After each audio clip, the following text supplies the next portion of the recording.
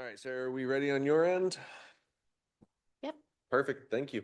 It is 6 o'clock, so I will call to order the special meeting of Thursday, April 25th, 2024. Please join me for a flag salute. I pledge allegiance to the flag of the United States of America and to the republic for which it stands, one nation, under God, indivisible, with liberty and justice for all.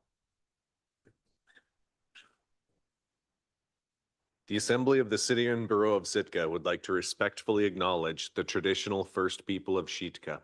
With gratitude, we proceed on Tlingit Ani. Sarah, roll call, please. Mayor Eisenbeis, Present. Mr. Mosher, Here. Mr. Pike, Here. Mr. Yestad, Here. Mr. Christensen, Here. Ms. Carlson, Here. and Mr. Celine. Here. Thank you. And Sarah, when we go through this introduction, I'm sorry, I didn't realize it earlier, but this TV's not on. Thank you. Appreciate that.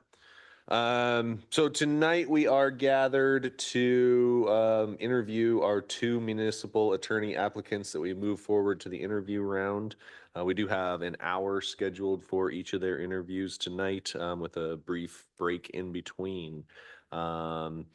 We have HR here to go over a few do's and don'ts about tonight, because there is a list of prohibited questions that everybody got. So not only those, but things along those lines. So Denise, I'll turn it over to you for an introduction and a roll through of tonight's festivities.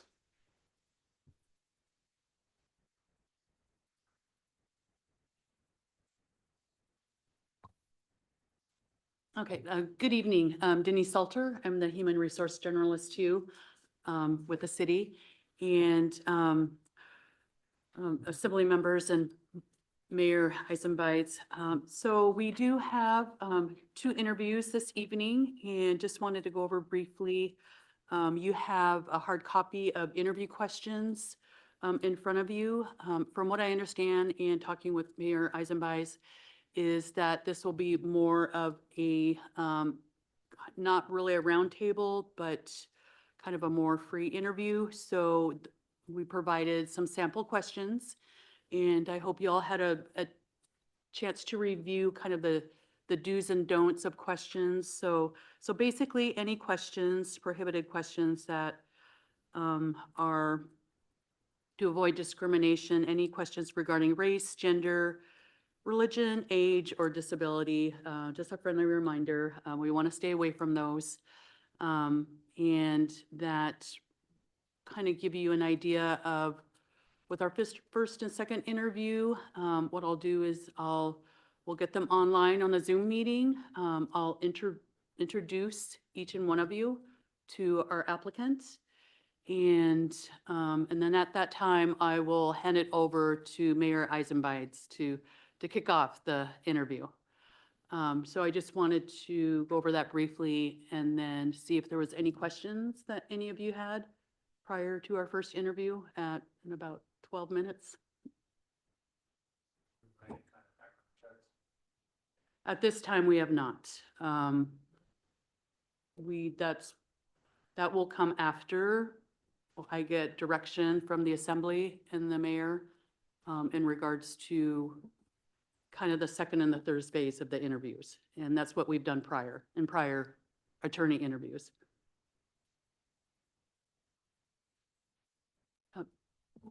It's always the time when you allot a long time for questions that you have none, and then when you allot 5 minutes, everybody has something. So we just had this opportunity here in case there was any questions for HR, any questions for me about this process. Like I said earlier, we will have an hour for this interview. As in years past, I think it just goes very smoothly. We'll just go down the table. Chris, we'll go ahead and start with you this evening. Feel free to ask the questions on the sheets in front of you, but don't feel limited to those questions either. This is just an example, some kind of a guidelines. I think I have a couple that I've come up with that are important to me, and try and find if this candidate is not only going to be suitable for the workplace, but for Sitka as well. I think there's a lot going into this. My anticipation tonight is if we have a discussion afterwards is to figure out if we want to move anyone on to a second and third phase. At this, we can bring people in for in-person interviews and like a meet and greet, as has been done previously with attorney and municipal administrator candidates, where we can just leave it at the interviews. A lot of the times as well with, especially with a municipal attorney, we ask for a writing sample to get a kind of an idea of that status with them as well. So a couple more steps, couple more phases. I doubt tonight that we will make a job offer off of any of this, but gives us an idea of these candidates as we go forward. And as much airtime as I tried to fill, that was only 2 more minutes. But just to clarify, these are suggested questions, but obviously we come up with our own as well. Correct, yes. They are there as only, correct. So I was looking through the prohibited questions, I'm like, I think I'd want to know if they had a record. Well, and that's what we have a formal process and that happens in the phase 2. So we just have to do it within a certain guideline. I do have a question for you, Denise. Hi. Yes. It says here prohibited questions, asking about Mr., Miss. So are we not to ask what their pronouns are? Would that be prohibited as well? Yes, because that could be, Yeah. Okay. yes. Yep. Thank you. Mhm. So yeah, the only thing I would say is I hope that after, whenever we're at that point for background checks, that we do a thorough one, not just like go online and fill one thing out, like maybe try Googling them. I know it's amazing, but sometimes people don't do that. And when you should Google people, look on social media, an exhaustive search just to look and to be safe, because we're entrusting this person with Sitka, and it's a very important position. And while HR will do that, in the past, assembly members have actually done the same and found information that was skipped by HR. And so it's also good for us to do that background homework as well. Yeah, that's a good point.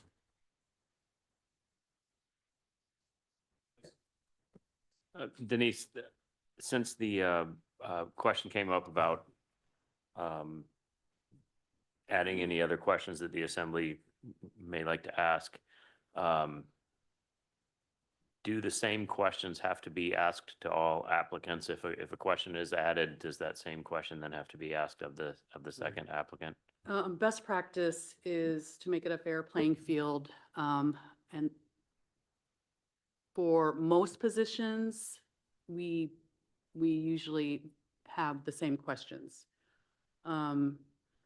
So, I can take note of that. This is kind of a different type of position. And I've looked at the prior attorney and we had outline questions. So I just advise or recommend to the mayor and the assembly members that, let's try to make it as fair and equitable as possible with both applicants. So you can get the best information and just keep it a fair playing field as best as we can. But as I understand it, follow-up questions to a question are not required to be asked of the other applicant. So for example, if they answer a question, that brings us to another question based on their answer. That's not something we need to keep note of for the next applicant, because we'll see how they answer it. Yeah, that's a fair statement.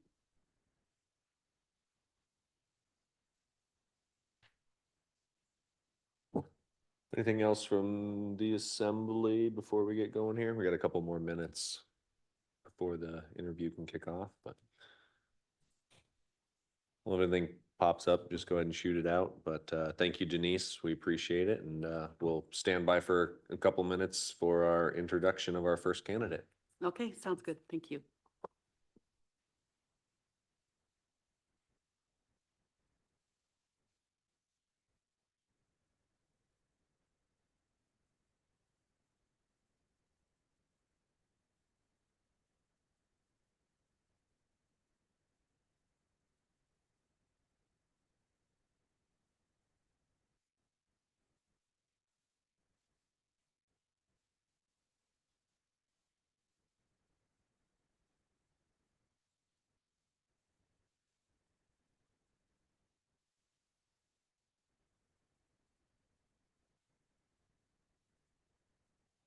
I guess the only other thing I neglected to mention, the resumes and applications are in your iPad for tonight's packet. If you need to refer back to those on either of these candidates.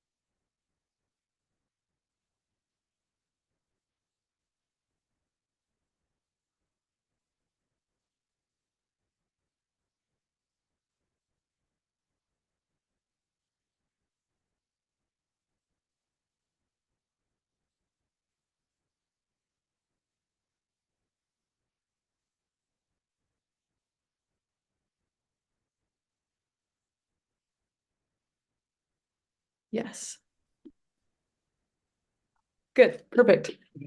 Okay, I'll hang up. Welcome. I think we have audio. We're on the phone, so I'm not sure that it went through, but hello, how's it going? Hello, hi. Good, perfect. Okay, I'll hang up. Welcome. I think we have audio. We're on.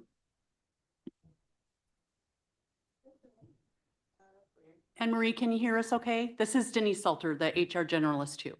I can hear you, Denise, yes. Okay, great. I think we're good to proceed. Yeah. Okay, well, thank you, Anne Marie. Good evening. Thank you for joining us for the interview for our municipal attorney with the City and Borough of Sitka. I'd like to introduce you to our mayor and our assembly members briefly. So on the Zoom call, Mayor Eisenbeis and assembly members, we have Anne Marie Billingsley from Fairbanks, Alaska. So present this evening, we have Stephen Eisenbeis, mayor. We have Kevin Mosher, deputy mayor. Timothy Pike, vice deputy mayor. Tor Christensen, assembly member. Chris Easted, assembly member. Scott Celine, Assembly Member, J.J. Carlson, Assembly Member, John Leach, Municipal Administrator, and Sarah Peterson, Municipal Clerk.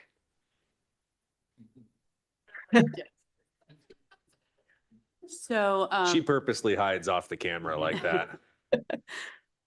So just to give you an idea, the interview won't be more than an hour. And so the assembly is ready to, each one of them will be asking you various questions. And if you have any questions during the interview, please let Mayor Eisenbeis know. And you also have probably another opportunity at the end of the interview. And so before we get started, do you have any questions? Nope, I'm ready. Okay, sounds good. So I'll hand this over to Mayor Stephen Eisenbeis. Yeah, again, thank you for joining us this evening. Looks like your weather is as bright and sunny as ours is today, and we'd all rather be outside doing something else in a nice day in April. Sitka doesn't get those very often in April, so we're fortunate to have them. But again, thank you for your time this evening. In lieu of a lot, we just want to make sure we have enough time to talk tonight. So we'll just turn it over to Chris for our first question, and we'll just continue around the table this evening. Perfect. Hi, Anne Marie. This is Chris. I guess I get to kick this off this evening. I guess my first question for you, that I know is a lot of it is in your application already, but if you would like to expand on it, question is, could you summarize your work and educational experience and your background as it relates to the Sitka municipal attorney position? Sure. Well, I guess I'll start with, I graduated from Lewis and Clark Law School in Portland, Oregon, which I guess has sort of similar weather to what you all have. And then I moved up to Alaska in 2010, and I joined a private law firm where I got a really great courtroom experience. I was in the courthouse most days. I did that for about 3 years, and then I opened my own law firm. I was able to add mediation to my practice. I went through the courts.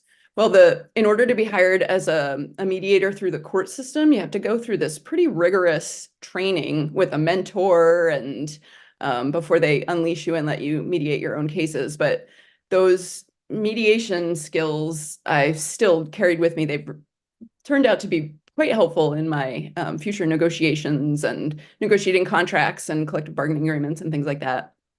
But after that, I saw an advertisement for a municipal attorney at the Fairbanks North Star Borough, and I just fell in love with municipal law. Mostly, I decided to go there because I wanted to get a breadth of experience. I was practicing primarily family law, and the transfer to municipal law was really exciting because there were so many different departments and different areas of law that I got to learn about. And I would probably describe my first 2 years there as akin to drinking from a fire hose. It just was really intense right away with all kinds of stuff for me to learn. And I also really liked working with the elected officials because they rotate and change. So there's like a new cast of characters that comes in, new people to get to know, and people with different ideas and energy and enthusiasm. It just was really invigorating.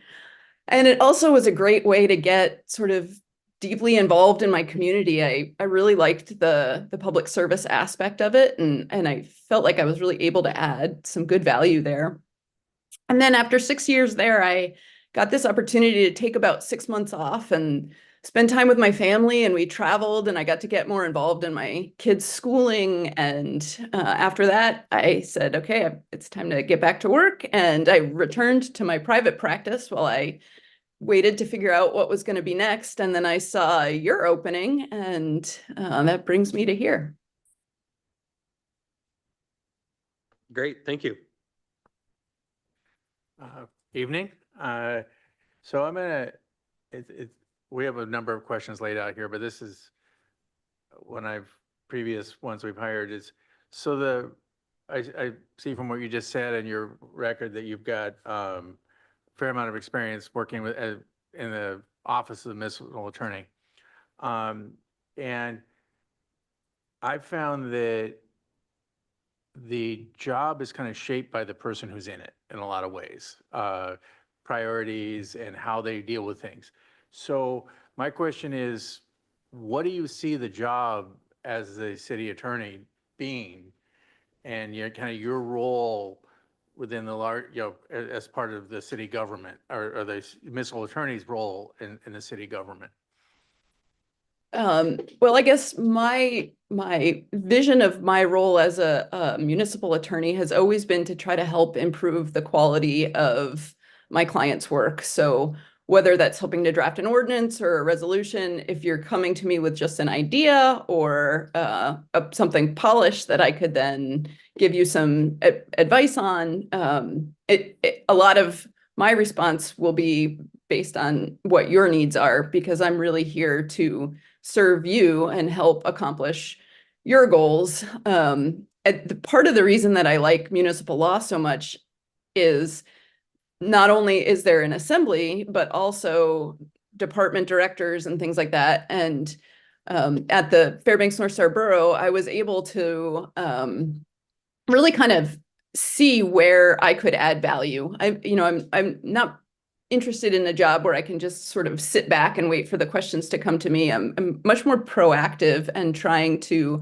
ascertain opportunities where I can, like I said, really add value. And some of that was, in advising HR, I would see, hey, we're getting some complaints about, the ADA or something like that. And so it was a good opportunity for me to get all the managers together and managers and directors and do a training on, if an employee says these words, here's when you need to refer them to HR and things like that. And so not only did I have my regular daily tasks coming in, directors giving me calls, asking for guidance, or, sometimes at the animal shelter, some frantic, we needed urgent advice. And in addition to sort of courtroom things and brief writing and dealing with ordinance requests and things like that, I was always trying to find ways to streamline processes.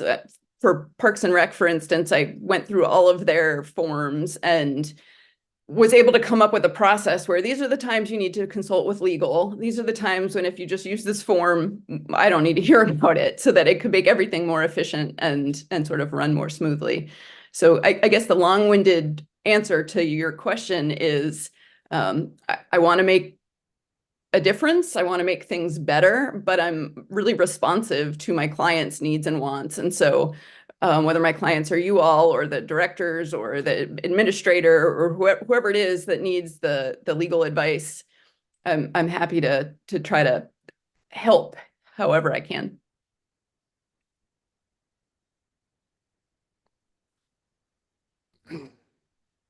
Hi, my name is Kevin Mosher. I'm the deputy mayor. And is it Anne Marie or Anne?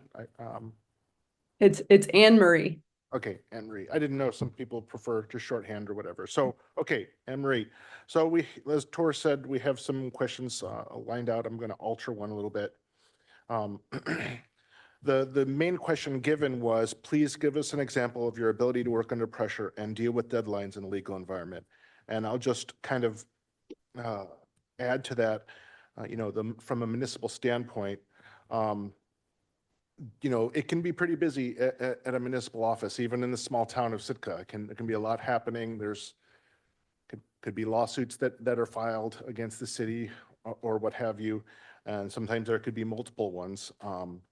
And there could be pressures from assembly members wanting ordinances to be reviewed or looked at, or resolutions. And I just have seen how there's plenty of need for legal advice a lot here. So I was wondering how you do feel, well, one, if you can give us an example of your experience of dealing with that kind of pressure, and two, how do you handle that pressure?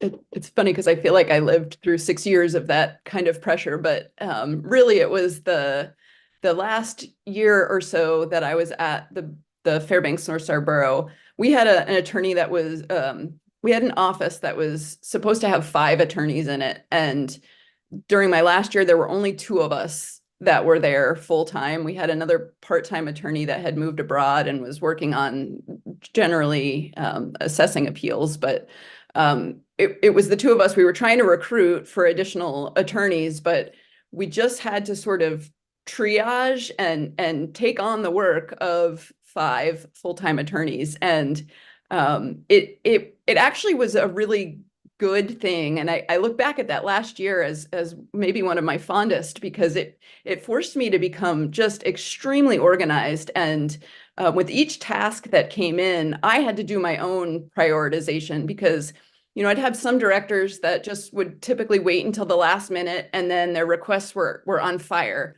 or they would send every email with a red exclamation point. And I had to assess for myself, okay, which ones of these actually need immediate attention? Which ones of these requests can wait a day or whatnot? But I was able to communicate pretty well with each of my clients to explain, here's where I'm at. Here's when I'm going to be able to get back to you. And one of the things that I did, as I was saying, I like to sort of implement systems to try to help things go more smoothly. Was the other attorney and I, we had sort of what we called quiet Fridays. So because our days were so often just like a phone call here and a quick email there, and can you run into this meeting and that kind of stuff, on Fridays, we blocked our calendars and only emergency calls came through, so that we were able to really focus dedicated time to legal research or things like that. And so I to give you a specific example of a time when I'm juggling, I feel like I lived it for an entire year. Okay, thank you. So kind of a two-part question here, but just want to judge any of your previous experiences in dealing with either of these issues. Number one, unions. Most of the municipalities' employees are represented by a union. So if you could talk a little bit about your experience in dealing with unions. And then secondly, Sitka is a large cruise port. And with that comes differing opinions on both sides. With the potential for ballot propositions to come forward in limiting cruise tourism, and then also the potential for lawsuits around those limiting ballot propositions. Do you have any experience in dealing with subjects similar to that? So I'll start with your union question. The Fairbanks North Star Borough had 3 unions, and I was on the collective bargaining team on behalf of the borough for 2 of them. The 3rd union was for all of the directors, and the terms of their contract applied to me. So it was sort of a conflict for me to negotiate on that bargaining team, but I served on the collective bargaining teams for the other 2 unions, and then I regularly advised HR on contract interpretation. So anytime there was a question about whether we were actually following the bargaining agreement properly, or what the intent was or something like that, I would give a legal opinion on that. And then according to the bargaining agreements, all of the discipline had to go through a specific grievance procedure, and I was involved in those negotiations and arbitrations, and helping the HR director handle some of those grievances. I would often help write notices of intent to terminate and things like that. So I feel like I had a pretty good handle on the unions, and I also had a pretty good working relationship with the union reps and the attorneys that represented them. And then your second question about the large cruise port, I have experience dealing with ballot propositions. There's a ballot proposition currently in Fairbanks with an election, a special election going on May 7th. So while none of them, Fairbanks obviously doesn't have a cruise port. So I've not dealt with a ballot proposition specific to cruises, but I was engaged with a particular lawsuit regarding a challenge to a ballot proposition. It ended up getting dismissed. It didn't go, we didn't end up having to litigate it. So I do have at least some experience dealing with lawsuits surrounding ballot propositions. Great, thank you. I predict whoever sits in the municipal attorney's role will have to deal with that shortly in Sitka, so. Good evening, I'm Tim Pike. So you talked a little bit about your view of the role of the attorney within the city. Can you talk about city government? So can you talk about what you view the role of the attorney in the community to be? Sure. Well,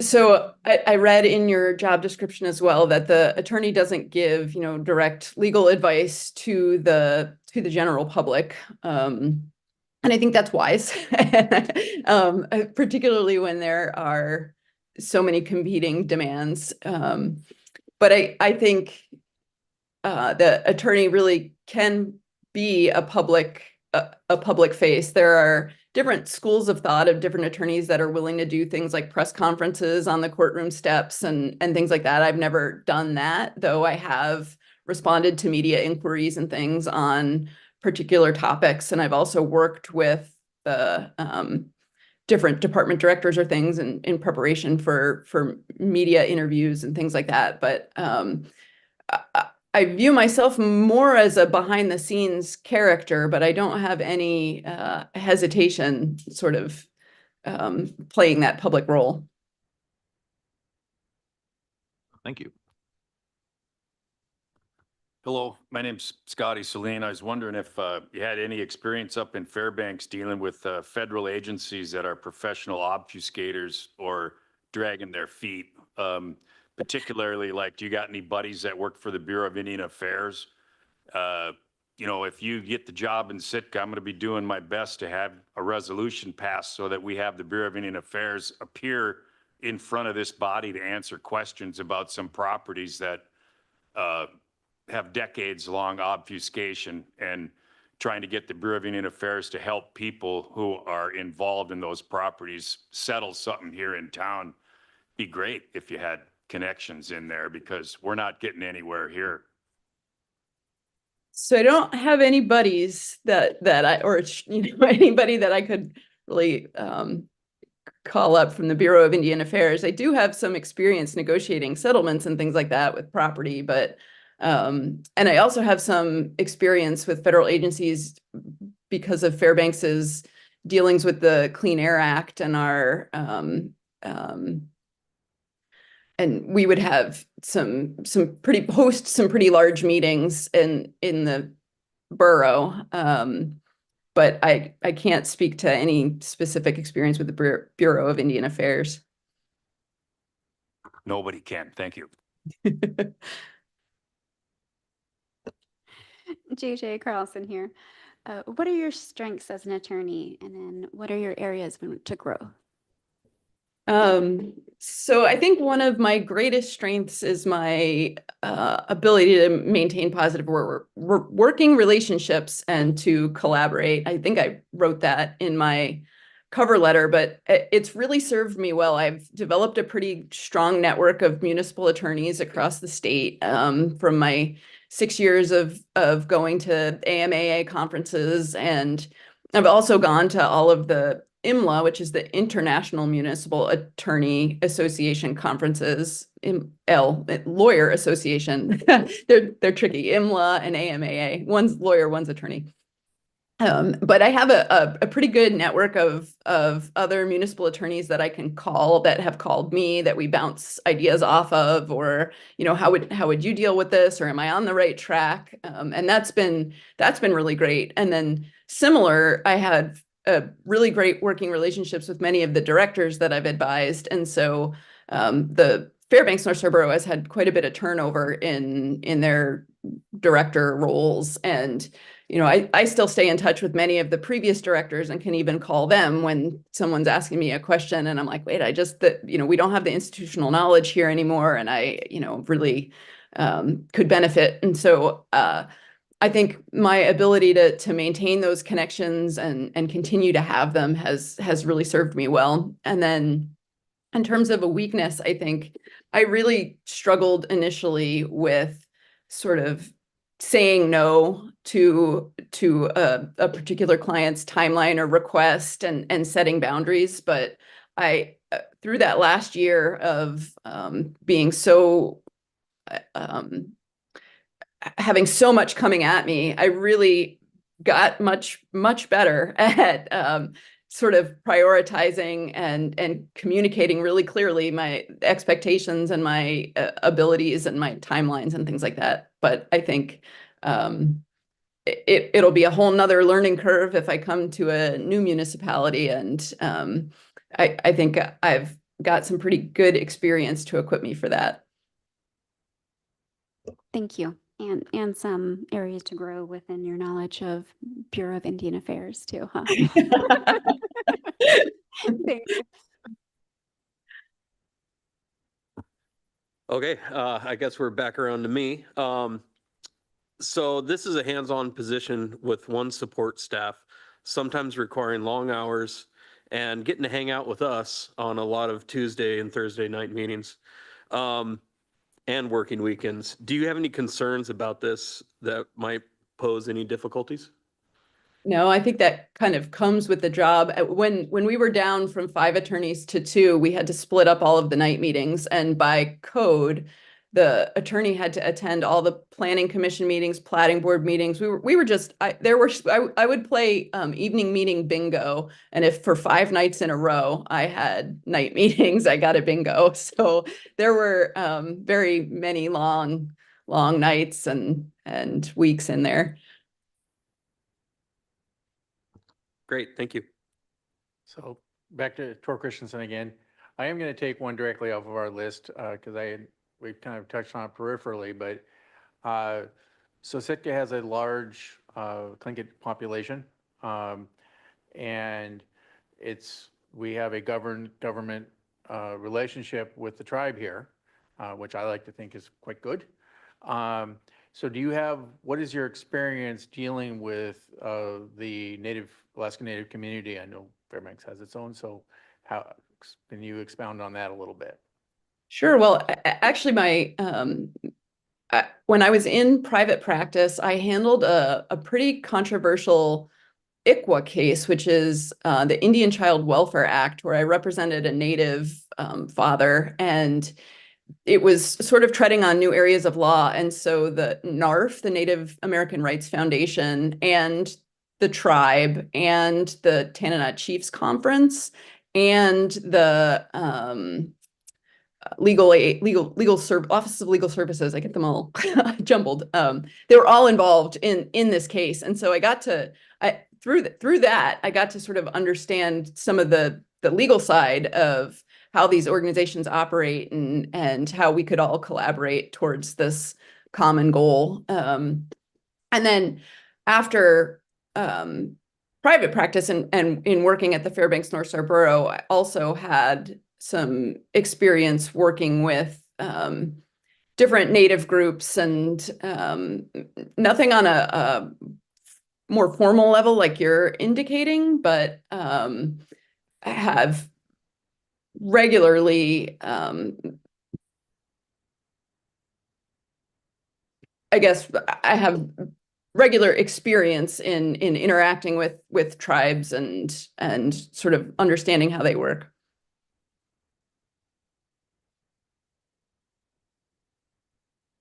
Okay, back to me, Kevin Mosher. What has been your legal experiences dealing with substance abuse problems in the community, including alcohol, illegal drugs, and prescription drug abuse? So the Fairbanks North Star Borough is a second-class borough, which means it has limited powers. And so one of the powers that it doesn't have is health and social service powers. So the municipality was not able to engage in issues of homelessness or things like that. I did do a pretty large appeal regarding a group home, which it was for substance abusers that came in through the planning commission. I advised the planning commission, and then the planning commission followed my advice, but the decision was appealed to the assembly, who was sitting as the Board of Adjustment, and I advocated there on that group home appeal. But through the past 6 years of attending these International Municipal Lawyers Association conferences, those topics have been, so prevalent. So many municipalities are dealing with it. And while Fairbanks North Star Borough didn't have the powers to do anything about it, I feel like I've amassed a whole bunch of knowledge, and would be excited to have the opportunity to actually utilize it. Just I don't have any firsthand experience. Okay, thank you. Can I ask a follow-up question? Sure. So kind of something you said, so Sitka is all-inclusive. We are a, what's the term, John? Home rule? I don't. Home rule for first class. So everything is all done in-house. So you would have, whoever would have that opportunity. And so you, that's a pertinent question. This community, as I'm sure everywhere, does have an issue, a big issue with substance abuse problems. And so that would be an important thing to understand and be sensitive to. So that's it for that one. So we've had many very qualified candidates come in and accept positions in Sitka, only to find out that the town wasn't necessarily what they were expecting, that the climate was different, the rain was too much, that it didn't quite fit their expectations. So besides employment in Sitka, what is it that would draw you to our community? I actually have visited Sitka. My 2 daughters have attended the Sitka Fine Arts Camp, and I've accompanied them and stayed in the dorm and sort of got to live a Sitka life while they were at camp in the mornings. And I think the community is awesome. The weather really reminds me a lot of Portland, my time in Portland. But while they were in camp, I was able to run on your trails and sort of get out into the community and meet and talk to people. While I haven't spent extensive amounts of time there, I think I have a pretty good handle on the things that you're talking about, climate and what Sitka has to offer. Thank you. Tim Pike again, along that same vein, since we do have cold, dark winters and wet to go along with that, what are your hobbies? Yeah, I feel like if I can thrive in Fairbanks, I can thrive anywhere.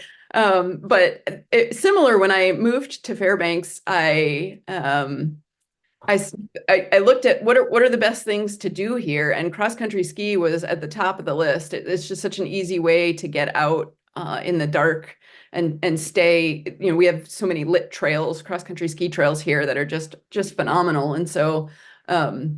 I really like to stay active. So like I mentioned, running and skiing and then in the cold, dark winters, I also really like reading. And I have a pretty strong social network as well. And, getting together with my friends and cooking pots of soup and sitting around and enjoying each other's company is a great way to spend an evening, in my opinion.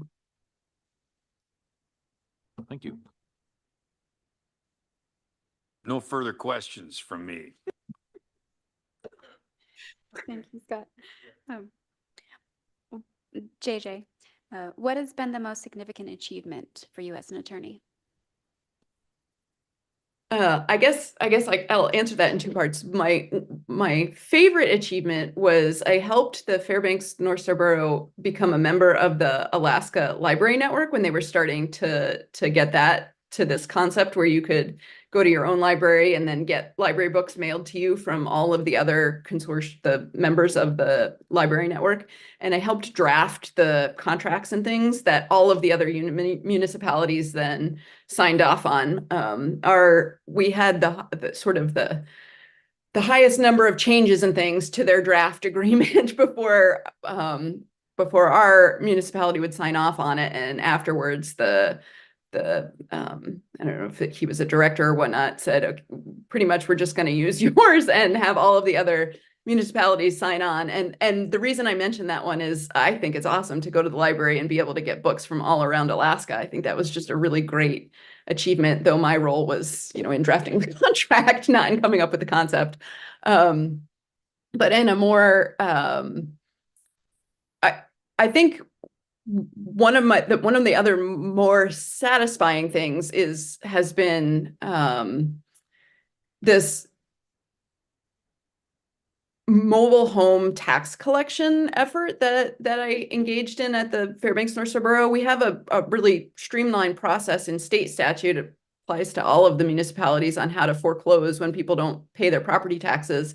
But when people don't pay their taxes on a mobile home, it's a little bit different.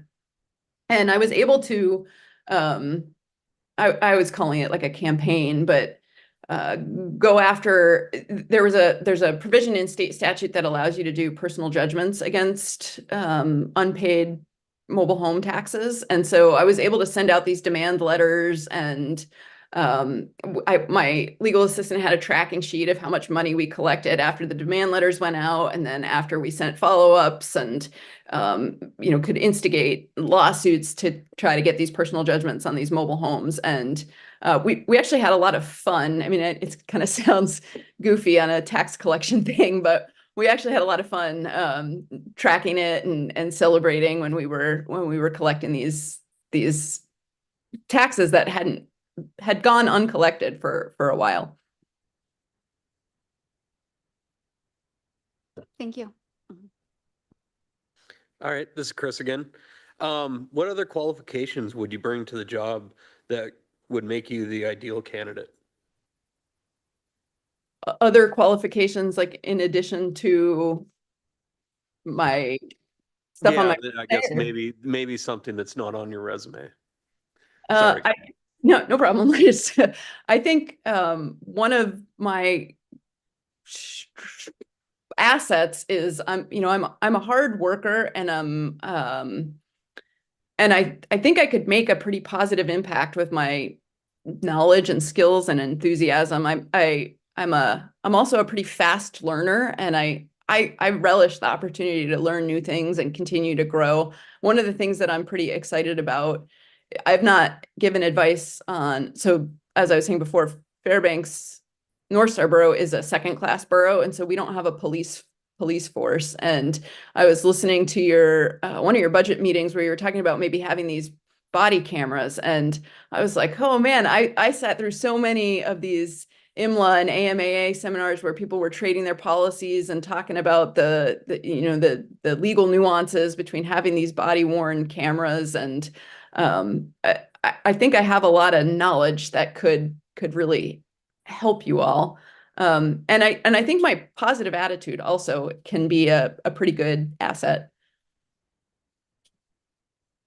Okay, thank you. All right, Paul Christensen again. I kind of have a two-parter. On our paper here, it says the stock, why do you want this job?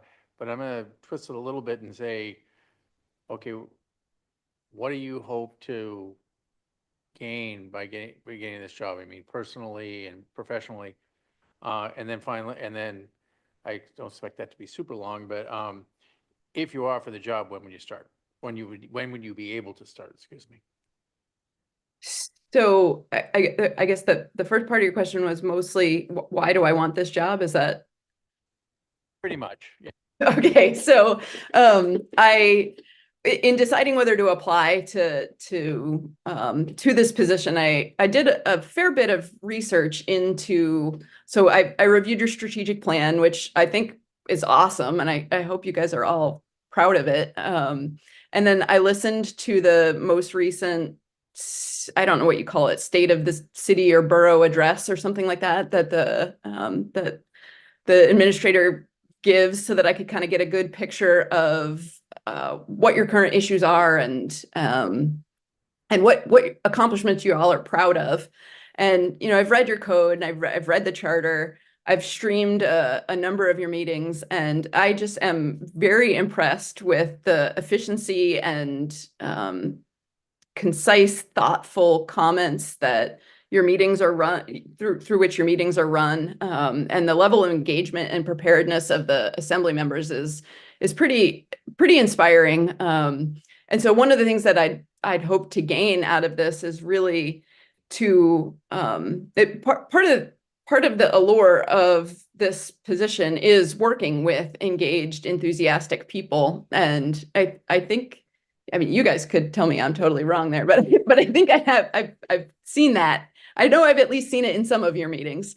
And you also have this sort of level of cohesion that's really kind of nice, even though you don't all vote together, you're respectful to each other, and you're able to stay calm in the face of some, citizens that come full of vitriol, and that's part of the fun for me, is to be in the throes of that, sitting alongside you all. And so it's part entertainment, it's part education, I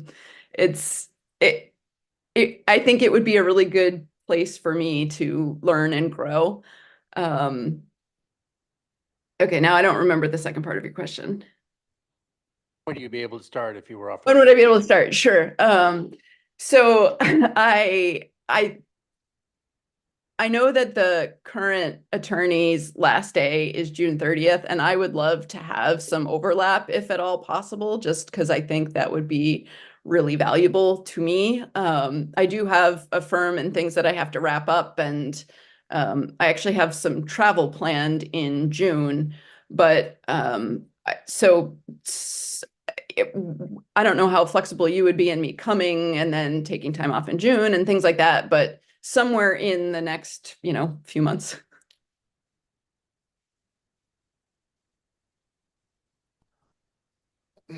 Hello again.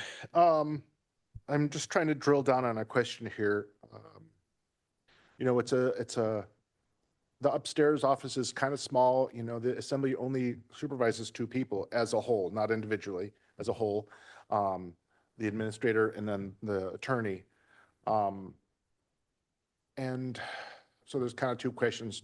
One would be, so the administrator doesn't work for the lawyer doesn't work for the administrator, you both work for the assembly, but there'll be lots of times where you'll need to coordinate or communicate.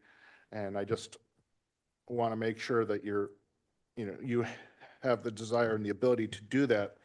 And then the other thing is you brought up a question for me when you said you watched. I'm happy that you watched these things, and that's good.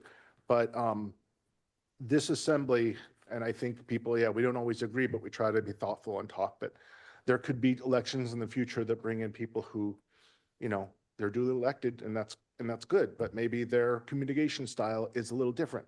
I was wondering if you've had any experience with that and how you would manage working for an assembly that has, maybe members that you don't share the same communication style.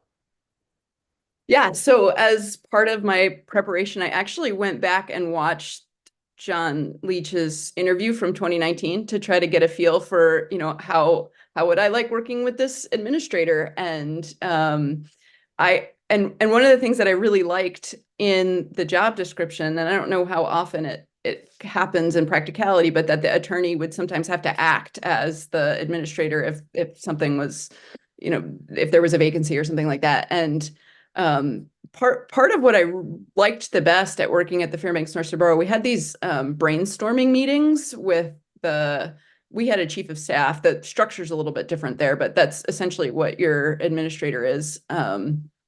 And it was the HR director, the chief of staff, the mayor, and the attorney. And we really got a lot of things done in those meetings, talking sort of big picture and more broadly. And I think I worked really well with the chief of staff that was at the borough. And I think I would similarly, I don't know if he has a pretty similar background and sort of attitude, I guess, as Mr. Leach. And so I think I would be excited about the opportunity to coordinate and communicate and sort of work together to try to empower Sitka a little bit. And then working with different communication styles reminds me of I had this one director who I guess I would describe, it was like a deputy director, as sort of obstinate. And it was a bit of a challenge because we would have meetings and he would just get so augured down into his position that he was just closed to any suggestions or guidance or any feedback. And so one of the ways that I was really able to eventually work quite successfully, I think, with him is we would meet early when his ideas were in the brainstorming phases, so that he didn't already have his position set. And if we were coming into loggerheads, I would often just say, okay, you know what, I think I need to do a little more research or something. Let's come back and get together and try to look at this from other angles. You can think about the points that I brought up. I can consider, you know, what it is you're talking about. And we would come back to a follow-up meeting, and those were often much more productive. And so I think I've been able to really, you ask if I've ever worked with challenging people, and that sort of made me chuckle. But I think I've been able to really try to get to the heart of how is it that we can work together, even if we have really different communication styles. And you know, I work for you all, so how can I best adapt to help you accomplish your goals? Thank you. So as was stated earlier, this assembly only supervises two positions, one the municipal administrator and one the municipal attorney. In my experience on this council, we tend to focus a little bit more on the municipal administrator than we do on the municipal attorney, leaving this position somewhat unsupervised and free to set their own course and their own direction as requested by the assembly, by the strategic plan, and then by departments that have requests.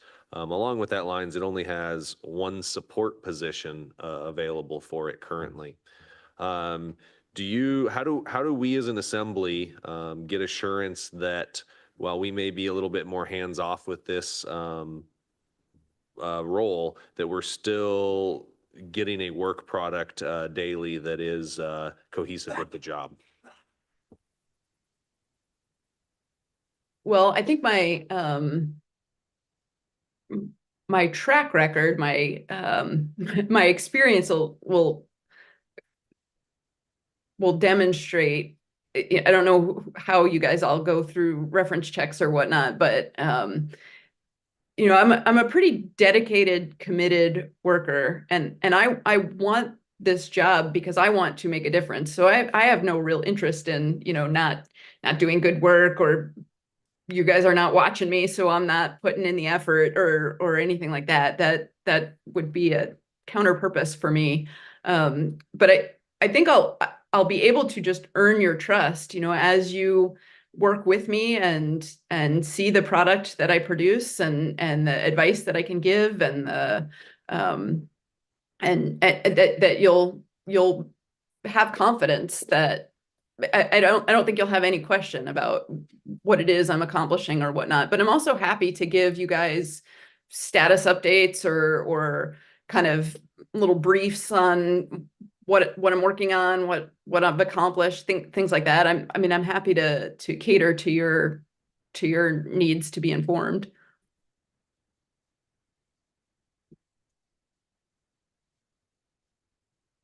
We've got about 15 minutes left, so yeah.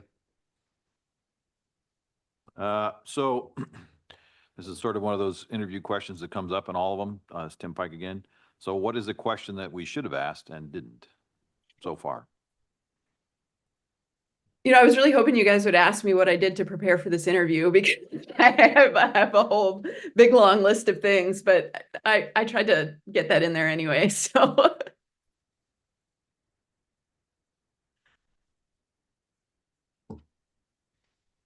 JJ, or please, I was just thinking about one. you know, like when they're talking about a vote, a referendum here from a vote that'll result in lawsuits. And like you said, you like to be proactive. So like particularly Key West, Florida, the people voted down inundation by Love Boat disembarking people. And then Bar Harbor's deal of the home rule was that they wanted to restrict their city-owned dock, allowing disembarking Love Boat people. In our situation here, folks bringing this lawsuit want to correlate the state and city highway in home rule as the same as a city dock. And it's looking to be like nobody is having that explained to people, you know, and there's a private dock here that went through all of the proper zoning and coding and all of that. And then people are trying to restrict access to the public highway or to the city-owned road. They're mixed, the state and the city there. And that, how is that going to be, if the city loses, and how will that, you know, make that up, you know, because I got no clue how it's going to go, but I can see how it's going to go, how people that are bringing the lawsuit don't think how it's going to go. And, you know, we got a town of 8,500 people and we get 10,000 people a day on some days. And in the city commissions or the tourist management commission has already expressed dismay over already a lock on a certain number of people every day at that privately owned dock. And yet to try to limit people disembarking, Americans coming ashore in America, and, you know, good luck on that, being proactive, because it's it's a gray area that nobody knows, and it's going to be exploited at the cost of the town. And that's what you're stepping into.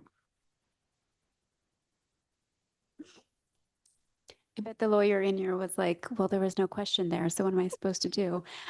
Smile. Oh, hello? Yeah, can you hear me? Oh, we can hear you. We Yeah, just we can lost hear you. We the just, visual, our so we were- screen just switched Mhm. back to us. So Yeah. we'll continue as we can still hear you. We just can't see you. Okay, I can see Jay- you. Jay. Okay. We can see us now too. So as many school districts in the state, there's a budget challenge right now, and Sitka does tend to fund to the cap and then find creative ways to do other things. We have a tenuous relationship with the state from that funding above the cap. So we may need to find alternate ways to continue to support our schools, but through other means. That brings me to the question, like, do you think of yourself as an ideas person or a doer? Or is there some combination in between those two skills that you find yourself?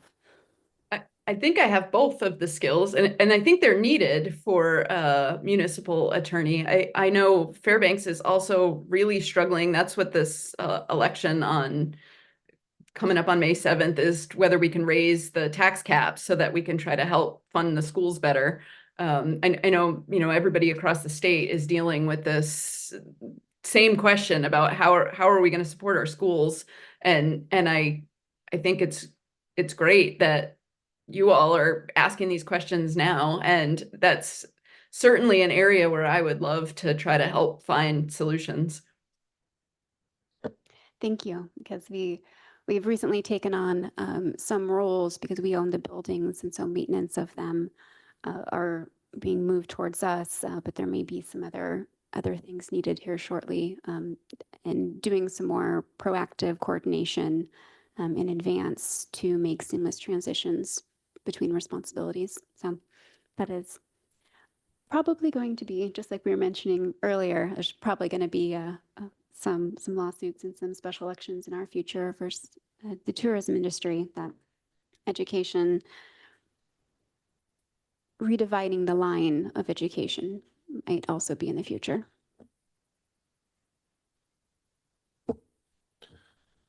Thank you. And Anne Marie, we've got about 10 minutes left in this interview. Wanted to open the floor to yourself to see if you had anything for us, because I know as much as we're interviewing you, you're interviewing us during this process as well. So like I said, wanted to open the floor, see if you had any thoughts, any questions for us, just give you an opportunity to have the mic. I appreciate that. I do have a couple of questions that I jotted down. One of the things that I was really kind of looking at was I saw that you updated the job description from when it was before until now to include that the attorney would act as the risk manager. Is that different than before, or was that just something that was not memorialized in writing previously? Correct. I'd say it wasn't necessarily memorialized in writing. While it is a standard practice of our current attorney to weigh the risks and advise the assembly, I think we felt so, and now we can see you again. Welcome back. I think that was so strongly valued by the assembly that we wanted to make sure that it was understood that part of the job would be presenting risks of our potential decisions or non-decisions and moving from there. Okay, so my concern with that was really, so I have experience advising, the borough had a risk committee that had financial folks on it and things like that, so to sort of come up with some decisions when we had to enter into settlements and things like that. But I've always had a separate risk manager so that I could have an attorney-client privilege when giving advice to the decision maker, instead of having the attorney be the decision maker. So that just gave me a little bit of pause. But I think the way you just described it maybe alleviated that concern. And then the other question was, I'm curious about the longevity of your current sort of department directors. I know many municipalities has had issues with tier 1 folks retiring, tier 2 folks coming up on retirement and things, and losing a lot of institutional knowledge and having difficulty recruiting and retaining and things. And I don't know, I was curious as how much of an issue that's been for you all. Yeah, I would say that in that instance that Sitka is no different from any other municipality right now. We have some long-term trusted department heads. We have some newer department heads, and we have some people working up through the ranks to become department heads. I think our administrator has done a good job of trying to seek those people out and not only put in good department heads, but then try and find some potential backfill. I know that that's been a goal of his, is to have more homegrown department heads as opposed to bringing people in. As I'd relayed earlier, we have hired department heads in the past where Sitka wasn't the town for them. And while we all love Sitka, we sit on our assembly here because we love Sitka so much, it's not necessarily for everybody. So we've lost some department heads over the years to that as well. I do think that we have slight cost of living challenges here in Sitka. That I don't know if that drives people away, but it may not entice them to come here on the recruiting aspect. But I don't see anything right now that is any different than any other small town going through the same hiring environment that the nation is dealing with. Does the assembly have anything to add to that? No, you said that well. Yeah. And I guess my final question is sort of more, what is it that you're hoping that this new hire is going to be able to accomplish for you? You know, what are your goals for this new attorney position? I'll start there, and then I think everybody will kind of have their own opinions on that one. Number one, I really want a community person. So everybody can have, not everybody, but people have law experience. People can advise on law. People can sit down and do the books. But I really want someone who is going to involve themselves in the community. They're going to become a community member. They're going to become a Sitkan, and they're going to be proud of the community that they serve. That to me is very important, as well as the ability to perform the job functions. Anybody else? Yeah, I agree with all that, and I agree. That was really well said as well. I want someone who's a part of the community. It's, it's a rhythm you learn when you're in any community. And so from my perspective, I would like to have someone who's really good at managing all the things on his or her plate. There's a lot of things that are going to come for whoever's hired, and you're not going to, or whoever is not going to be able to do it all. Like, there's literally not enough time in the day. So there is a contingency, a fund that we do have for hiring out a little bit of help. Sometimes we have things that assembly members have worked on, but we need help getting over the finish line. And I want to make sure that those get done in a timely fashion. And that's for me. And I think other members probably feel the same way. It's not the only thing, but I really value that, being able to get a timely product, either whether it's a resolution or an ordinance. Those are very important to me. Oh, one more thing I just really got to say. When Steven said something about the rain, that's not a joke. Like, it rains a lot here. Okay, so a lot. It's beautiful, but it rains a lot.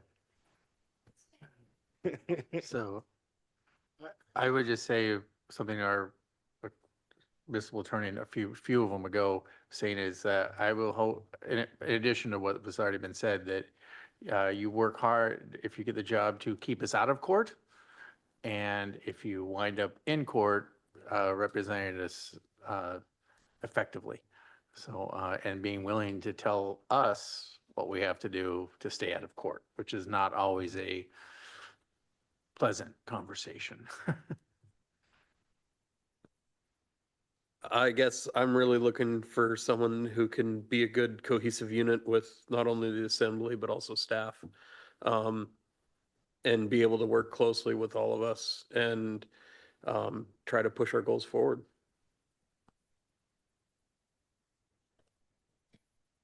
Yeah, I think, Sitka is always a community in transition, more so perhaps than some others. We are always moving on to the next thing, and tourism is our current one. So, I mean, I think there's going to be a lot of new and challenging aspects of that, and we're going to need a lot of guidance, legal guidance through that process. So our expectation of this role would be to become an expert, unfortunately, on that.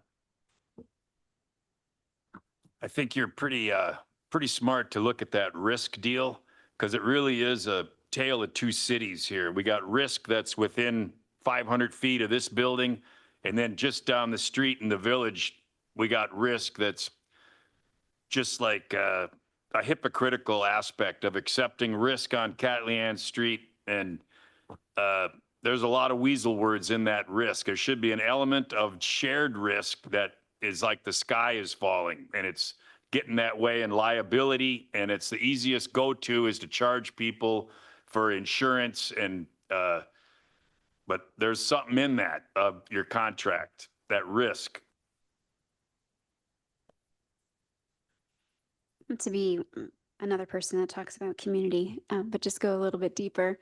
Being on an island, where we are a connected unit, we are people that interact on multiple levels all the time with each other. And to get the beat of this community, you can do a lot to be very proactive and understand the value structure of this town, and how it, changes over 10 years or so. You can really prioritize your time well, or prioritize your task list well, based off of the community concerns. And, probably get started on some work before you get asked directly to do it. And understanding that aspect of here, takes time, but is something that can be learned. And understanding the ramifications of things, if you do something with law for today, but then also 10 years from now and 100 years from now. There's quite a few bits in our code that, exist from the 70s when the city and the borough were unified. And it still works for us. So doing things for the long run is something that matters. And that's what I'd like to see the person that fills this position. The only final thing I'll add to that in our last seconds here, I appreciate someone who understands their threshold for burnout and takes proactive measures to prevent that.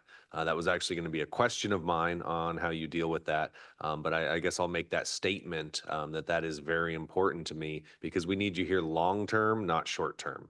That we hire for, we don't hire for 6 months type deal. So, Anne Marie, I do thank you for your time today. I thank you for your application. And I also thank you for the ability for the assembly to go into executive session potentially to discuss your application amongst ourselves. We appreciate your consideration in that. We will be reaching out with potential next steps, and we'll let you know as soon as we do. So thank you, and I hope there's still some time in your evening you can get outside and enjoy the sun. Thank you all. It was a pleasure. Thank you. Good night.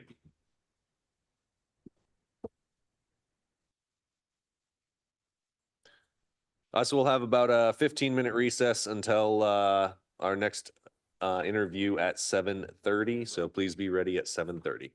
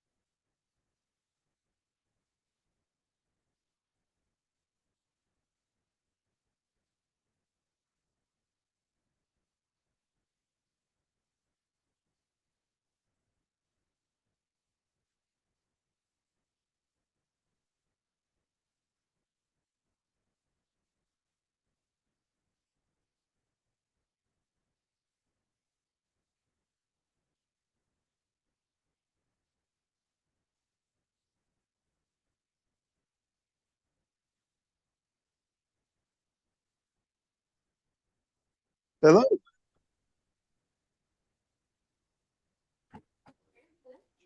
I think we heard you. We had you for a second. We don't anymore. Yes. Hi. Hi. I'm still on. Can you hear me? Okay, yep, we got you now. We're trying to figure out how to get you pulled up on the screen. But in the meantime, welcome. Thank you for joining us. Yes. Thank you. I appreciate it. I believe you might have Okay. me now. Can you see us as well? Yes, I can. Perfect. Denise? Okay. Good evening, Wayne. My name is Denise Selter. I'm the Human Generalist for the City and Borough of Sitka. Thank you for joining us this evening. I just wanted to go over a couple notes. First, I'll introduce you to our mayor and assembly members that are present here, as well as our municipal administrator and our clerk.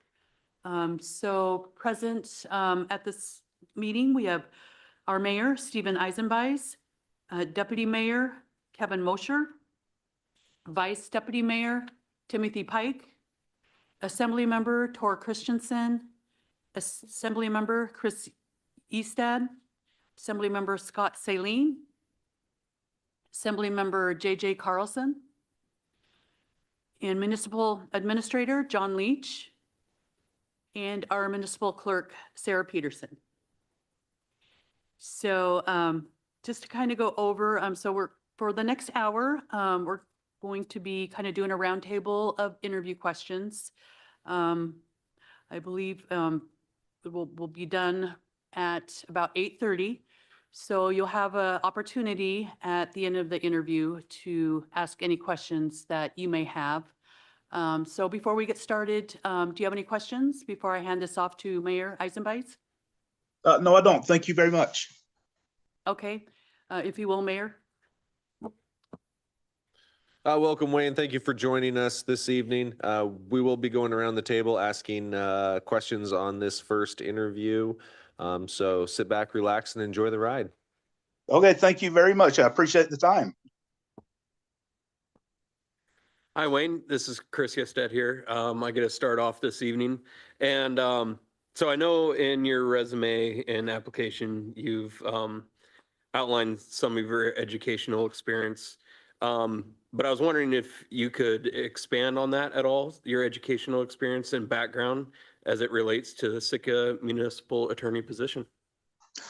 Yes, sir. I went to Auburn University for my undergraduate degree, and then Cumberland Law School in Birmingham for my law degree.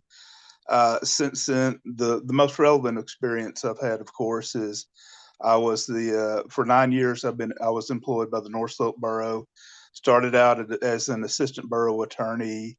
I handled the planning department initially, and then as I progressed, I was given search and rescue department and handled a lot of contracts. When our contract attorneys left, I handled that position. In June of 21, I became the borough attorney and was the borough attorney until November of 2023. Before that, I worked I was an assistant district attorney in Nome, handled mainly the misdemeanor cases and juvenile cases. I had a very heavy caseload there. And before that, I was an assistant attorney general for the state. Also worked in Nome, and also we handled Nome and Kotzebue. I was doing the child need debate cases there. So I had a good deal of experience with municipal law, also criminal law, both prosecuting and defense side. Before I was the assistant attorney general, I worked for a private firm in Bethel and handled a decent amount of criminal defense there. Okay, great. Thank you. Yes, sir. Hi, Tor Christensen here. So this question, I mean, especially in a small town like ours, this job is really defined by who's in the job a lot. I mean, there's different styles and things. And so I kind of like, my question is, how do you see the city attorney's job and the role in the city and the staff and the city and staff and government. In other words, if if you were saying what makes a good city attorney and this is what I want to do, what would you say? Well, a good city attorney, you definitely have to work with everybody and be able to get along. That's a big part of the job. Knowing how to work with people, how to manage your job. It's not a matter of coming in and trying to control everything and tell everybody what to do. You need to listen and help as is needed. If somebody has a question, that was a big part of the job as the borough attorney up here is if people have questions, you answer them to the best of the ability. You're not telling people what to do, you're giving them legal advice.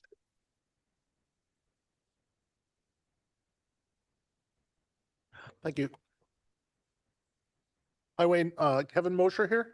I'm a deputy mayor. So can you please give us an example of your ability to work under pressure and deal with deadlines in the legal environment? Yes, no problem. Of course, every month with the North Slope Borough, you have deadlines. You have to have resolutions, ordinances to the assembly or to the clerk's office at a certain time in order to get them on the schedule, which of course y'all are all familiar with. Contracts have to be done at a certain time. Throughout my career here, we did several major rezones of our districts for the oil industry, which were all heavily deadline related. So I'm definitely used to having schedules and setting deadlines. Part of how I dealt with that is I know everybody has electronic calendars, but I always like to keep a big paper calendar on my desk and just have everything I need and all the deadlines on it so that every day I can come in and look in and make sure that anything's coming up a week or 2 weeks ahead of time. I've got that down and I'm able to meet that and take care of it. Thank you. Yes, sir. Two-part question here. Can you talk about your legal experience in dealing with unions? And then the second part, Sitka is a large cruise port, and we are most likely going to see some attempted ballot propositions come forward to limit tourism in our town.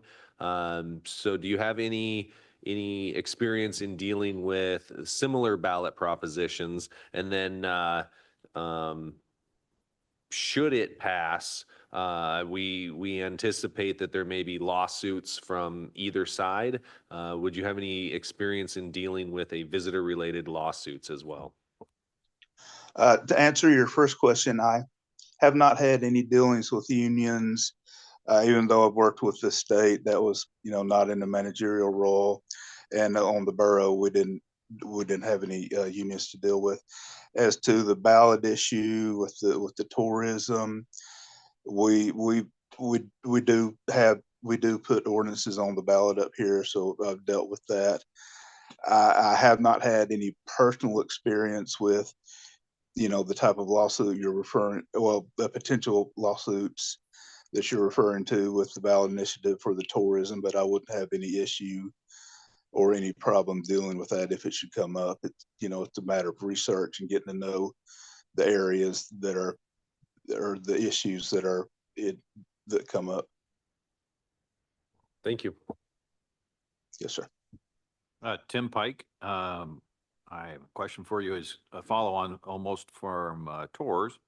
What do you consider to be the attorney's role in the community?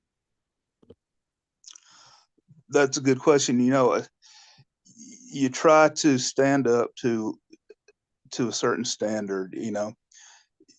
Being the attorney, you represent the city and the borough, and that's not just in the office, that's throughout the community and the outside life. So you want to make a good example. Really, you don't want to kind of paraphrase, run around and look bad or do questionable actions. You want to be upstanding and be a prominent member of the community.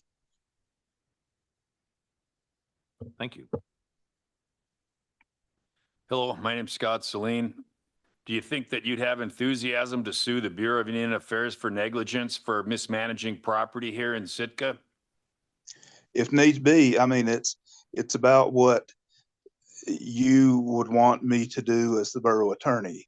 So that's, you tell me what to do, I'm your attorney, I act on that. Sounds good, thank you. JJ Carlson. Hi. Hello. What are your strengths as an attorney? And then opposite that, what are your areas of growth? My strengths are my experience. I've been practicing for a long time now. I graduated in '98 and I've had a lot of experience, although as you can see from my application, there have been periods where I've taken off to spend time with friends and family. I'm a hard worker, very loyal. One of my weaknesses is kind of getting into a bad habit, and I've done this over my last separate jobs, is I get in a bad habit of, instead of taking a good solid vacation, a week or 10 days or however long, I get into a bad habit of I'll just take a day here or a day there out of the week, and that can kind of tend to burn you out. As for growth, everybody, learning is a continual thing. You always learn. You never, there's never a point that you don't quit learning. So you always have to continue researching, stay up with the law, continue learning. Thank you. Yes. We're back to me. This is Chris again. This is a hands-on position with one support staff, sometimes requiring long hours and attending night meetings with us on Tuesdays and Thursdays, and sometimes working on weekends. Do you have any concerns about this, and will this pose any difficulties for you? Oh, absolutely not. Absolutely not. I was generally in the office for the borough around 7 in the morning, 7:30 at the latest. Work started at 8:30. You work, the day would end until at 5, so you work until when needed. Our assembly meetings, it wasn't uncommon for those to go till 12, 1 or 2 in the morning, and they'd start at, well, initially they would start at 7, and then we changed it to 1:30. So definitely have no problem with late hours, weekends. Great, thank you. Yes, sir. So I think I'm going to take one pretty much straight off our list of potential questions, but I suspect I have a pretty good idea of the answer on this one. So Sitka has a large Tlingit Alaska Native community, and we have a good relationship with Sitka Tribe of Alaska. We have a MOU, and we meet on a regular basis. So what experience do you have dealing with the concerns and issues around Alaska Natives? Well, that's what I've been doing with for a long time now.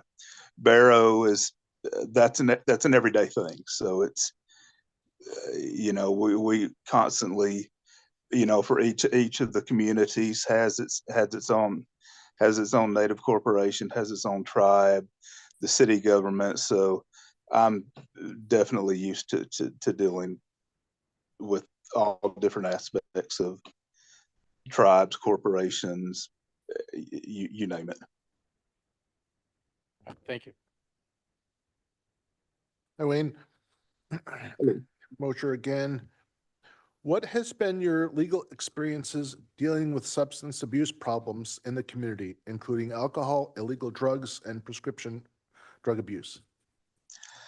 Haven't dealt with that as much up here, but of course, being an assistant DA, dealt with prosecution of those types of issues, and also doing criminal defense, dealt with that quite a decent amount, just whether it be, DWI, DUI, substance control issue, substance possession. And it's not always, even if it's charged as a crime, it's not always about the crime. It's about trying to solve the underlying issues that might have caused that substance abuse, or whatever led to the person having that issue.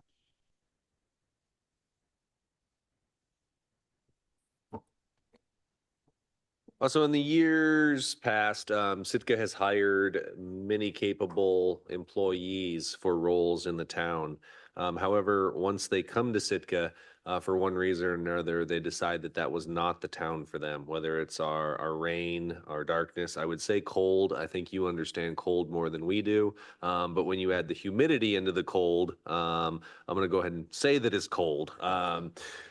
But there's many aspects of the community that not everyone could adapt to. So besides employment here, what is it that draws you into the Sitka community?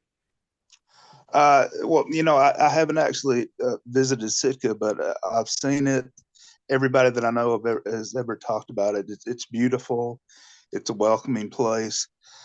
I've moved all over the state. I like smaller areas. I've lived in Bethel, Nome, of course, here in Barrow. So I'm used to smaller, isolated communities. Definitely used to dark, cold, all types of different weather. It's funny that you mentioned about the humidity mixed in with the weather, because I'm from Alabama, and my dad always brings up, which is true, about how when it's 30 degrees in Alabama, it's cold, and that's true. It is cold down there at 30. Sometimes I've walked outside here at 10 below, and since it's drier, it's not quite as bad as when you've got that wet mixture in it or it's windy. Thank you. Kind of a follow-on question to that, because it is, as you're familiar with Alaska, cold and dark and rainy in the winter here. What are your hobbies? Love to read, outdoors, love to hunt, fish. I never did get a snow machine up here, but I had one in Bethel when I was there. Like to get together with people, of course.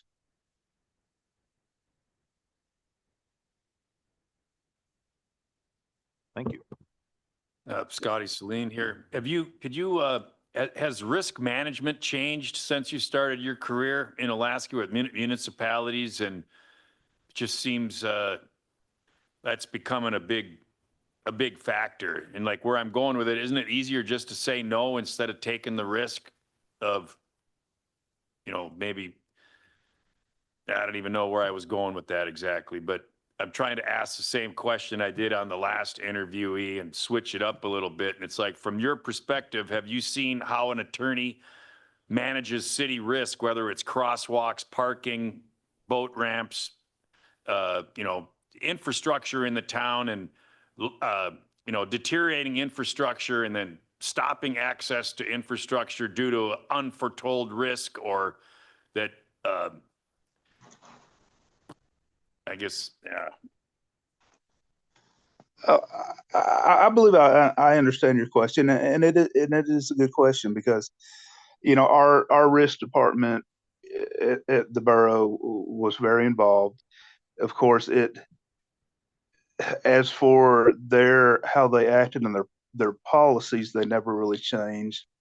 But I see where you're going with it. As an attorney, it's always easy to say or to recommend, no, because that's how we're hardwired. Is there's always going to be a risk.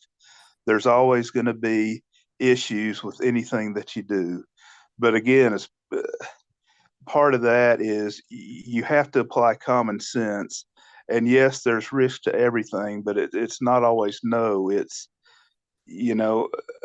again, part of my job is not to always say no. It's to give you the options and to tell you, or to let you know what the potential risks are, and then you make the decision based on that. Again, it's never going to be a matter of me saying no, you can't do that. It would always be, here's the options, here's the risk. This will be your decision moving forward. Thank you. What has been the most significant achievement for you as an attorney? I must admit, I was proud to become the borough attorney after spending time at, being at the borough as long as I was. That that was an achievement, starting at the bottom and rising to the top. Thank you. Yes. Yeah, this is Chris again. What are the qualifications, other than what you have listed in your application and resume, would you be bringing to the job that make you the ideal candidate? Well, again, like I said, you know, my experience, my know-how, I, you know, I seem to get along and had a very good rapport with all the departments and the people with the borough. So, you know, not to pat myself on the back or anything, but I seem to be able to get along and have a good reputation with the people that I work with, which, you know, hopefully if you check up on my references, you know, you'll be able to get a better information of that. Okay, thank you. Yes, sir. Yeah, Tor again here. So this is your basic, you know, the question we have down here is why do you want this position? But if you can expand on that a little bit as to what you, I mean, what you would like the position to be, if you're moving in, because again, in this position, you have a lot of latitude. And then finally, just as a little aside, if we wound up offering you the job, when could you start? Okay. Well, you know, as for the position, part of it is, you know, I've been interested in coming to Sitka, moving to Sitka for a long time now. Just the job never came up when I was available. I really would like to come down and make Sitka my home. I've moved around the state, you know, quite a good deal, and I'm ready to settle down and, you know, get a house, make a community mine instead of keep moving around. You know, the borough, I was here for 9 years. Before that, I was kind of 2 years or less at jobs. In Bethel, I was there for 3 or 4 years. So I'm ready to get somewhere and settle down, just get into a job where I can do a good job, help the community, you know, make a difference. And as for being able to start, and y'all might know more about the ferry service than I do, but the ferry leaves from Haynes on the 13th and the 27th. So provided I'm given, you know, 3 or 4 days notice, earliest I could, you know, be on the ferry the 13th. It takes like a day, a little over a day to get there. And the 13th would be on a Monday. So Tuesday, I'd be able to, you know, give me time to try and find a place I could start the following Monday, or the same with the 27th. Since the 27th is a holiday, I'm not positive if the ferry would run then, but I could be there fairly quickly. I'm right now actually in the process of, I'm still in Barrow. I'm in the process of moving down to Anchorage just so that I can have that as a kind of base until, you know, you make your decision.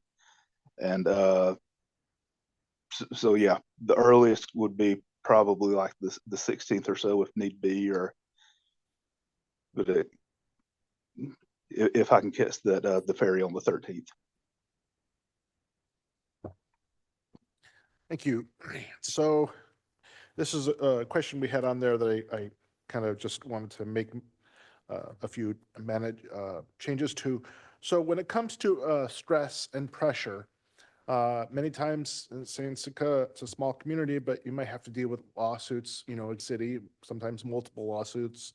You might have ordinances or resolutions the assembly you know, members might need. Also, other legal advice, you know, to the administrator, the staff at large sometimes. And then sometimes members of the community will email or contact the attorney just straight up. And it's a lot of pressure. So I was wondering how you handle that kind of pressure. You know, again, that's kind of a daily issue with me for the last 9 years. So it's not really stressful or a problem to me. It's just something I'm used to and something that I do. resolutions, ordinances. Those are, daily or weekly factors. We didn't deal so much directly with the public since, I was representing the borough in that instance, and I'd be, if you were to hire me, I'd be representing the city, the city and the borough versus a private citizen. But that's No, I'm sorry, I really- wasn't meaning to say that, give legal advice to them, but sometimes the public might reach out with questions or concerns, and just something you have to learn how to deal with when you're talking to the assembly and offering advice to the assembly and things like that. So, thank you. Oh, yes, sir. Yes, sir. So the assembly has two direct employees, the municipal attorney and the municipal administrator. From my experience sitting on the assembly, we tend to focus a lot on the municipal administrator, and we're in his office a lot more than the municipal attorneys. So how would you ensure in this role, while being largely unsupervised, how would you ensure that your work product continues to shine through and that expectations of us are being met? Open door at the office. I'll be in the office all the time, do my work, give reports to the assembly or the administrator as needed. Just, it's not necessarily a matter of having to have somebody watch over you. You still do the work as needed. Thank you. Yes, sir. So what is a question that we haven't thought to ask and should have, and what is your answer to that?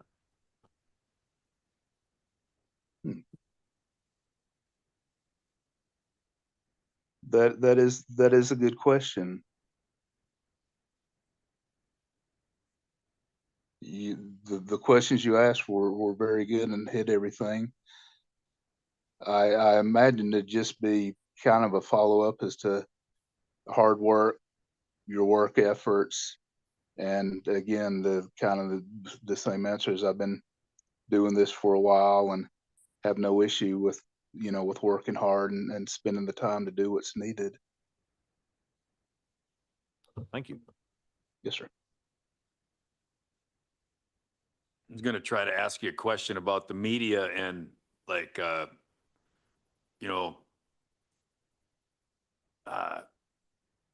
speaking for the city. Like, how could I say this? Like when you got a lot of innuendo and people get to speak at 3 minutes of persons to be heard and say stuff to the assembly, and then you never get to rebuttal and say something. And, have you ever, could you see yourself like being a spokesperson for the city, for the assembly, like on certain instances when people are bringing stuff up that about that, I don't know, you just like nip it in the bud, like,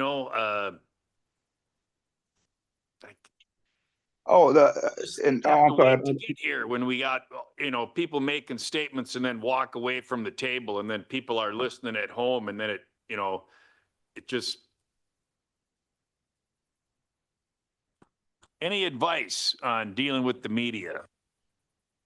Oh, no, I certainly don't have any problem with that. For the borough, didn't really necessarily have to deal with the media as much because we have a external affairs, which basically deals with the media. But I certainly have no issue, answering in place of the assembly or making a correct statement if it's no more or no less than no comment at this time. Dealing with the media, as you know, is you definitely want to be careful and answer correctly. So yes, I wouldn't have any issue or any problem with that. JJ Carlson. So Sitka, just like pretty much every other community in Alaska, is struggling with school funding right now. And we're needing to find more and more creative ways to support our education system here. Some with the idea of creative ideas and problem solving, do you see yourself as an ideas person or as like a, boots on the ground, like doer of things, or any mix between? Kind of a mix, because really when it comes to funding, you can always make suggestions or ideas, different grants, look into and follow up and see, what the current budgets are, or different ways to gather money. And, also a lot of times there's various conferences or different types CLEs that you can go to and attend that offer suggestions on how to get funding for various sites in different ways. Thank you. Yes.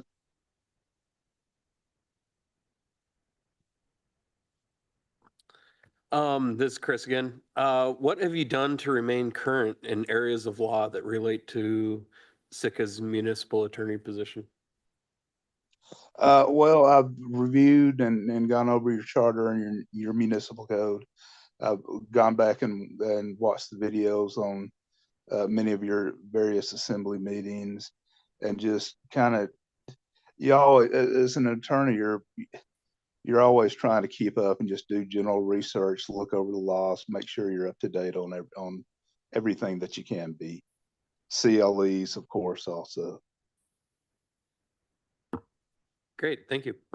Yes, sir. All right, I'm gonna take another one off the list here. It's Torrigan. So maybe if you wind up getting down here, we'll have our names down by then. Can you give us an example of a difficult situation or difficult person you experienced during your career and how you handled that? Yes, sir. We and again, this, more of the times I'm answering these are relating to my time here at the borough, since these were the most recent. And this kind of goes back to with the general public calling in or coming in. It's unfortunate, but everywhere there's, people with, that have mental issues and mental problems. And there's one particular lady who was always coming into the borough office. We have a main administration building. And, she'd go upstairs. Upstairs was the mayor's office where their offices were located. And, sometimes she'd be fine. Sometimes she'd just become very hostile.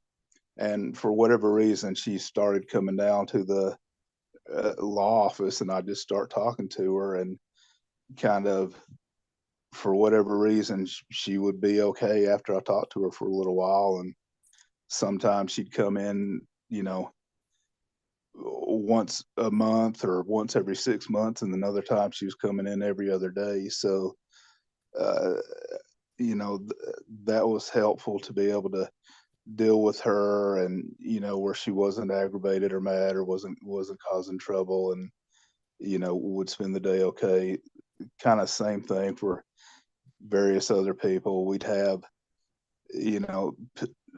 particular people one or two who would just constantly call from the jail with complaints or issues, and would just have to talk to them in a reasonable manner and deal with those issues. So yeah, I've had various experiences with that and dealt with them. Thank you. Yes, sir. Hey, Wayne, Kevin Mosher again. So I'm kind of going back to the stress and the multitasking thing. And in this position, you will have a lot of work, so much so sometimes that you can't get everything done that has to be done. Do you have the ability to, triage things so that when you needed, you know how to ask for help? If you need an outside legal opinion, do you have that ability to do that? Because some people like to just hold it all in and do it all, but do you have the ability, like I said, to ask for help and manage your time effectively? Oh, yeah, yes, sir, absolutely. And again, it was a little bit easier up here because, we had 4 office staff and 5 attorneys that I was supervising. So a majority of my job was, giving them tasked to do and making sure that they followed through and that everything was done on their end. We also, the law department had a fairly large budget, so we had outside counsel that I dealt with a good bit. Our outside counsel did the majority of our litigation cases and handled a lot of that. So used to dealing with them, used to delegating. So yeah, I certainly don't have any issue with, determining what needs to happen when, and if I need help asking it or asking a different resource for help. Thank you. Yes, sir. Just one last question from myself anyway, that's on my list I'd like to ask. What is your threshold for burnout and how do you prevent it? That kind of goes back to my earlier where I was talking about my weakness was, getting really caught up and not taking any days off. Just taking a vacation every now and then when you need it. That's the best way to relieve burnout. Again, is not not fall into the trap of just take a day here or a day there a week, but actually take a vacation, get out and enjoy the sun, go take a hike, do something fun. Thank you. Yes, sir. Please describe your legal philosophy in terms of criminal and municipal law. Well, criminal law is it's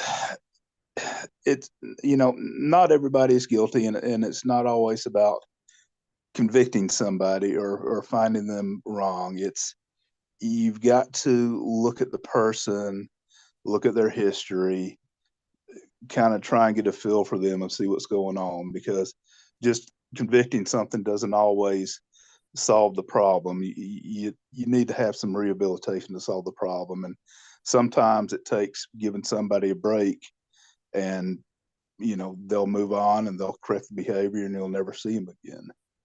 As for municipal law, it's about the community. It's about the people. It's about helping everybody. You want to make sure you're there and you're serving the people of your community. Thank you. Yes, sir. We get 5 deer a year and you'll be able to get 20 halibut a day when you sign up for your shark card, your subsistence card. So I like that with people that live here, with the reason that most of us live here, not just here for a career and then bail out. So hope you get to come here. Oh, thank you. I love that. Like I said, I love to hunt, so that's good. So Sitka is a city and borough. Can you speak to your experience or your wish to get experience in that type of kind of home rule town? Yes, sir. I'm sorry. Yes, ma'am. Yeah, and the borough is actually a home rule borough, so very familiar with the home rule, the charter system. Of course, we don't represent the city. It's just the borough here. So, but yeah, like I said, have had 9 years of representing the borough and under a home rule borough type issues. So yeah, I would look very forward to coming up there and continuing being able to do that for the city and borough.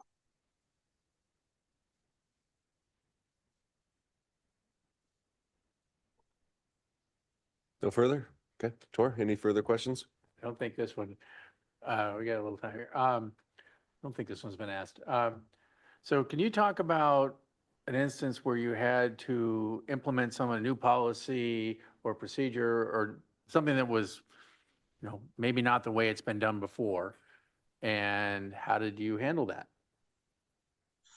Yeah, kind of when I first got started with the borough, we again, I was advising planning at that point, and we were doing subdivisions. It just happened to be a major subdivision at the time, and before they hadn't, the planning commission had not been doing any resolutions under our code. The planning commission was required to to approve the preliminary plat, and then you move on to the final plat and approve that. Before, they hadn't been doing a resolution to approve the preliminary plat, so there's really nothing in writing. The records weren't that great, so it was hard to go back and find anything written if you needed that. So I was able to advise the planning department to start doing resolutions for the planning commission to approve the preliminary plats as well as the final plats, just so that we had that in writing if it ever came up or we needed to look at it or do research to find it. Thank you. I'm no further questions. Tim, Scott, JJ? Well, that concludes the questions from the assembly. At this time, do you have any questions for us? Yeah, I just have a few here. Coming out to these areas, I'm pretty familiar that housing is generally always an issue or difficult.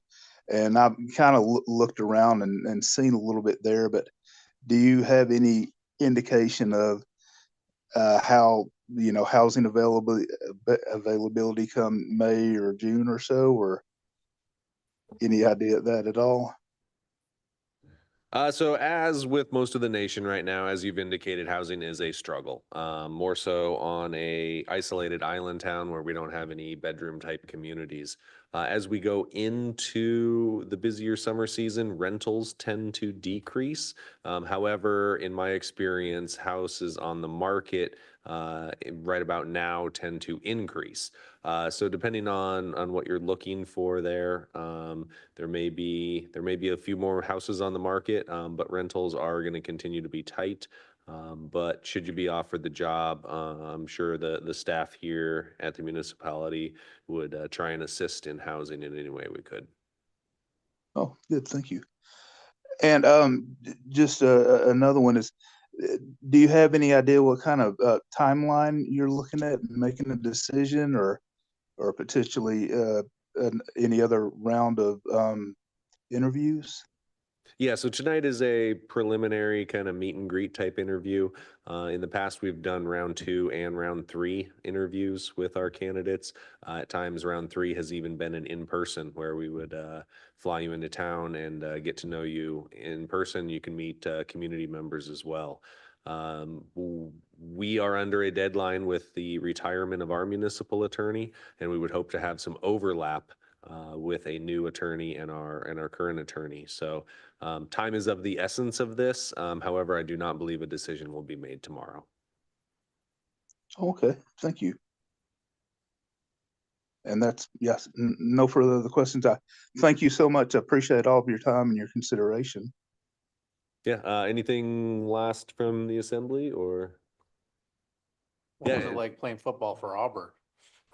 Oh, that was, I could take up your entire night talking about that. That was fantastic. I was a walk-on, so I never got a scholarship, and I tore up my left knee 3 times while I was playing, and even got a hernia from working out. But knowing all that, I would still go back and do it again. Our 93 season, my knee was torn up too bad. They wouldn't approve me to play, so during practice I just snapped to the quarterbacks. But that was our undefeated season.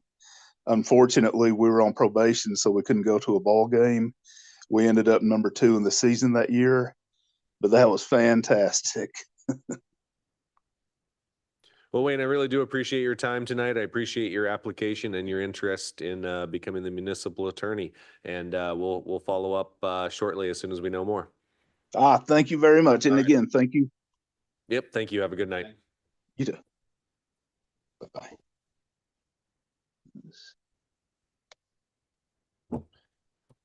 Let's take a brief recess and then we can decide on our next steps here.